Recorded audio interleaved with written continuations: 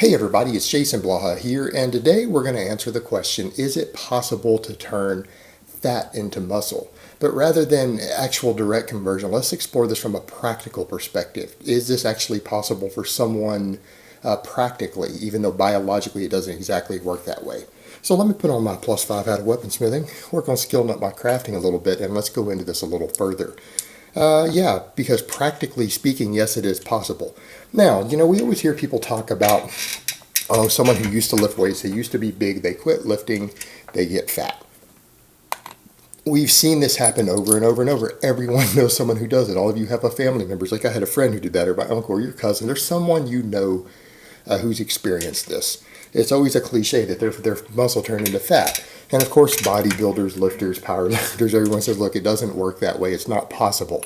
Fat and muscle are made out of different substances, and there is no direct conversion.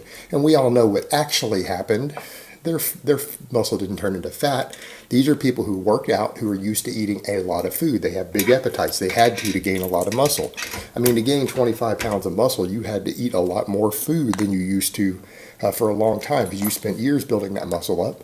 It burns more calories. You train, so you burned more calories. You're used to eating large amounts of food for years. Then when you quit training, you quit lifting, all of a sudden your energy needs to go way down. And you start losing muscle, so your metabolism goes down on top of it. What happens? If you keep eating the volumes of food you used to eat, and oftentimes when people quit lifting, they don't eat quite as healthy, so they eat slightly less filling foods per calorie. They get fat, and we know that's what actually happens. Now, in the reverse, people say, well, no, it's not possible for fat people to turn their fat into muscle, but I'm going to argue that it is. And people say, well, no, it can't be, because muscle is made out of protein. There's no nitrogen, which is one of the key components to proteins and amino acids. There's no nitrogen found in your body fat.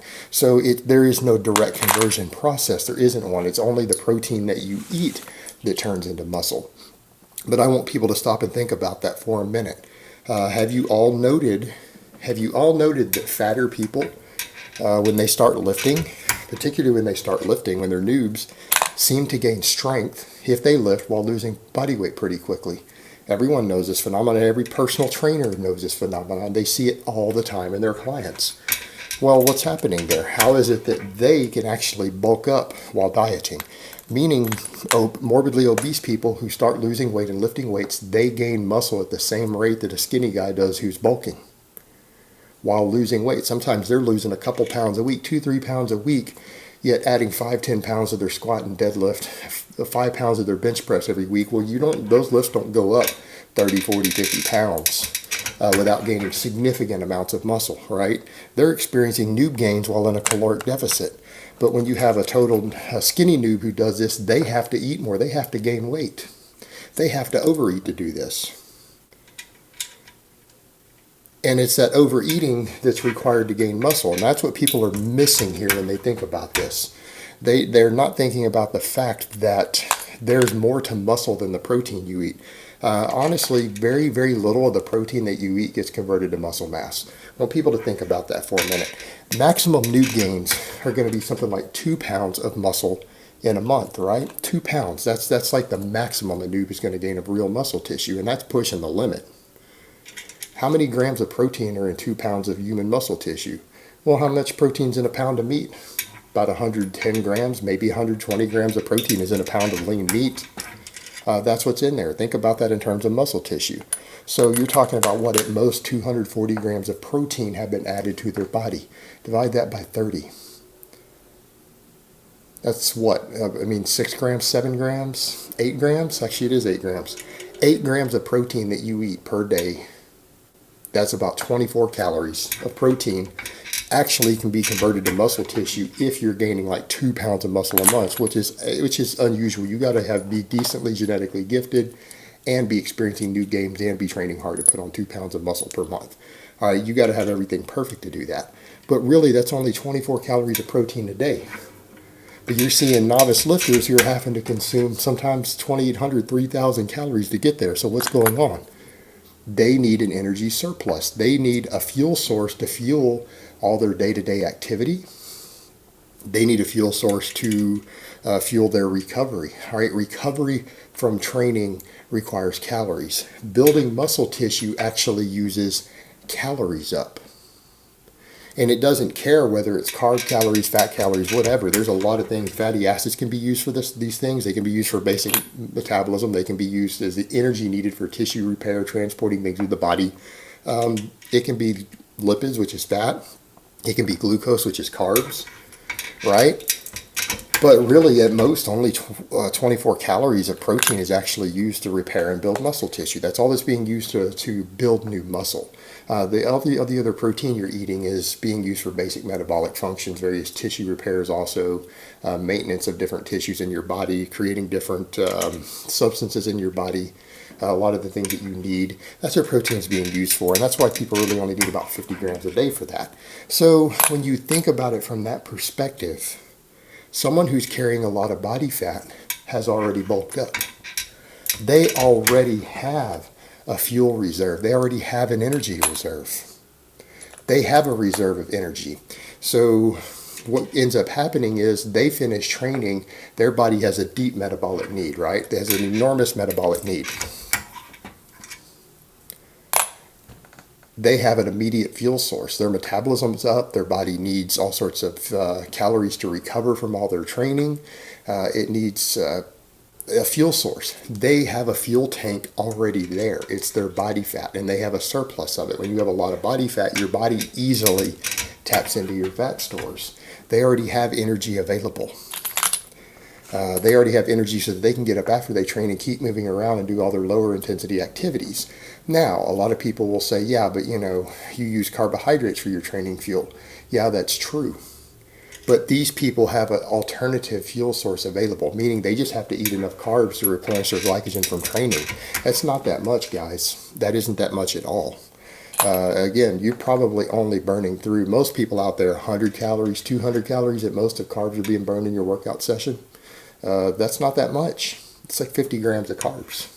So as long as these people who are obese, if they're obese and they're able to provide enough fuel to handle all their moving around, because that's a big part of it. Your base metabolic rate and your ability to move around and everything is why most people have to bulk up. They have all these calories they have to supply for that, plus they have to add enough to handle the recovery from their training, and they have to eat enough protein and everything else to be able to recover from everything. Well, obese people, they don't need to eat as much food for that to happen. All right, most of their metabolic needs can be handled by the fuel reserve they already have. So as long as they're getting enough carbs in, enough glucose in to replenish the glycogen that they used up training, and they're getting enough protein to handle all their body's processes and to build the new muscle tissue that they want, their body fat can handle the rest of their needs. So what actually does end up happening is that, yes, indirectly, body fat can be turned to muscle because you don't have to overeat to gain muscle when you have a lot of body fat. As long as you don't try to lose weight too quickly, you can gain muscle. But someone who's morbidly obese, even someone who's been lifting a while, we talk about noob gains. But what about someone who's finished out most of their noob gains? Let's say they're moving up to an intermediate, but they're carrying 50 pounds of extra body fat. That makes them morbidly obese. If they cut their food back, and start losing a pound every week, can they still gain muscle? Of course they can, because they have a fuel reserve there that allows them to recover from their training without overeating. They have a fuel source there that will spare protein that is consumed, because that's your biggest concern also, is protein sparing. And it's one of the things that we've noted when it comes to the amount of protein you need to consume to hold on to muscle mass when you're losing weight. How lean you are matters. Eric Helms' data showed that the leaner a person got, the more protein they had to have to spare muscle tissue when they're dieting hard, right? Well, with morbidly obese people, they're on so far on the other end of the spectrum. If you're carrying at least 20 pounds of extra body fat over the healthy level or more, it's very easy for you to have surplus protein, because body fat itself can be protein sparing because you have an alternative fuel source. All right, it is sparing to your muscle tissue. It stops your body from tapping into muscle tissue for fuel other than when it needs glucose when your glycogen stores are depleted, because you have a more readily accessible fuel source. It's protein sparing. And it's to the point that it's so protein sparing that these people can tap into their body fat without really disrupting the protein intake that they take in, without disrupting their tissue proteins to get fuel. And it will allow them to lose weight while still gaining muscle. So practically speaking, yes, it is absolutely possible to gain muscle while losing fat, which means practically speaking, you are in a way converting body fat into muscle, because you're using your body fat as your training recovery. You're using your body fat to spare muscle glycogen for all your low intensity activity, and to spare muscle glycogen from even your basic metabolic functions. All right, because you have all this body fat available. If you're not eating enough food, your body will tap into that body fat, and it's there available, it's accessible. And this means that a person can gain muscle while eating less total food. They don't need quite as many carbs. They don't need as many protein as someone who is much leaner to gain muscle, because their body fat accommodates a lot of those roles that they have. So they can tap into that body fat, which again is an enormous fuel source. When you're pretty fat, you have a gigantic reserve fuel tank there that your body can utilize. And people try to say things like, no, it doesn't do that, it doesn't liberate it easily. Yes, it does. The only reason fat people stay fat is because they keep overeating. They keep overeating and they don't move enough. It's actually really easy to liberate body fat stores. And anyone who's got someone who's morbidly obese, someone who needs to lose 80 or more pounds, or if you've ever trained anyone like that, or you've been there yourself, when you start exercising and cutting back food, that fat melts off. It melts off at an astronomical rate usually. Once you cut back your food intake and you start getting very physically active, body fat melts off of the morbidly obese. So that is a myth that it's not easy to liberate. And your body will easily liberate it if you're providing enough training stimulus to gain muscle, and you're consuming enough protein to gain muscle. A morbidly obese person, their body will tap deep into their body fat without stopping them from gaining muscle. It will use that fuel source they have, and it's been done tons and tons of times. Again, anyone who's ever trained a really obese person knows this. But the same thing can apply to someone who's been like a fat powerlifter. If you've been powerlifting and bulking all through your novice phase because you wanted to be big and strong, and you end up having 50 pounds too much body fat and you're an intermediate, you'll actually find that you can start losing weight. And as long as you train with progressive overloading and consume enough protein, your body will let you keep gaining muscle. You'll still be able to gain muscle at normal intermediate rates while losing weight, because your body fat gives you an energy sink to fuel your metabolic needs, and it gives you an energy sink to handle your recovery. So you are indirectly able to turn that body fat into muscle, because what you've done, you've pre-bulked. You've already bulked up for the muscle that you want to gain in the future. You already have the extra fuel for it. Whereas in the skinny lean guy doesn't. And so he has to overeat to bulk up. But technically an obese person, people say, well, they don't have to bulk up, but they already have bulked up. And the energy's already there. The fuel's already there. So they can actually make progress while losing weight because they already have pre-bulked up. And that fuel is available. It's there. It can be done. So yeah, while it's an interesting topic and people will argue, well, it's not directly possible because fat isn't protein, but in practice, it does work. Fat people can turn their fat into muscle because of the extra fuel it provides in the same way that bulking up does for a skinny person. It's pretty much the same process going on in the body. It's just not the most efficient way to do it because you got really fat first and unhealthy. But it still provides the same benefits that bulking does while lifting weights.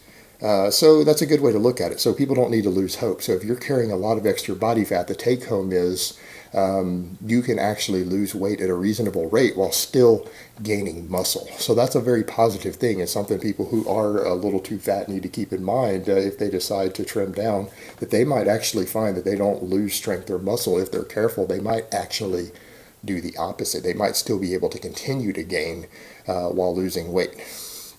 All right, guys, but that's really all I have to say on that today. I hope it's been informative, and I will talk to you guys next time.